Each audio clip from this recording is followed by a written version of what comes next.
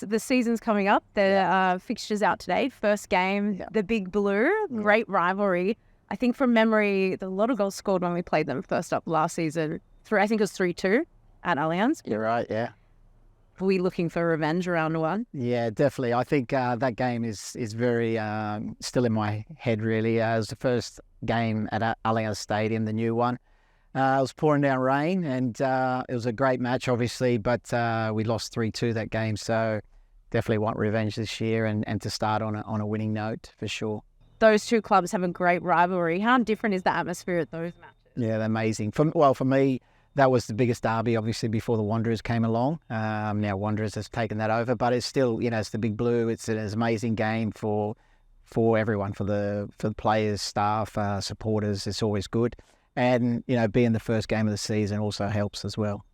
Expecting a very big crowd like we had last year, and to get us underway. The next home game was round 5. That's the that's the Sydney derby against Western Sydney Wanderers. We had some great battles against them last season. Yeah. What are you expecting from that?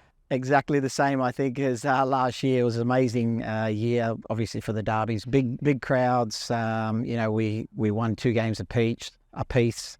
Obviously, ours was very important in the final series, so that's great. But they went, away from home, really. So, the home team lost each time. So, we want to rectify that, obviously, with it being round 5 a game, win that home game, and that sets us up. We've got 2, obviously, home derbies against the Wanderers as well later in the year, so I think that's going to be fantastic for us.